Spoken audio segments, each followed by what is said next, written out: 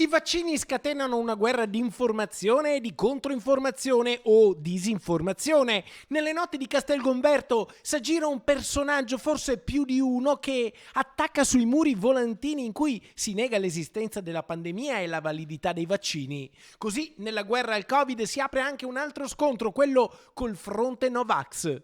Ci sono state delle persone che hanno appeso per il paese, sia a Castelgomberto sia nella frazione di Valle, dei volantini contro la pandemia, i volantini che negano l'esistenza della pandemia, che negano la necessità di mascherine piuttosto che del vaccino, anche in maniera non sempre rispettosa, insomma, delle cittadinanze e di tutto quello che sappiamo che la pandemia ha portato. Il sindaco di Castelgomberto spiega che il comune fa fatica ad arginare questi episodi. Chi attacca i volantini si muove di notte, col buio o la mattina all'alba, quando le strade sono vuote. Un comportamento che oltretutto, per il sindaco, viola anche il decoro urbano. Una violazione di un regolamento che serve appunto per il decoro e per la tenuta del paese. Io mi rendo conto che in questo momento, anche parlandone, sto dando ulteriore pubblicità, però dopo un momento di riflessione abbiamo pensato che è il momento di intervenire, perché è ora di finirla con certi atteggiamenti.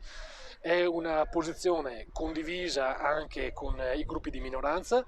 Concordemente abbiamo deciso che è una situazione in cui bisogna intervenire in maniera ferma, condannando completamente tutti questi atteggiamenti che, come ho detto, negano una pandemia, negano gli effetti di una pandemia.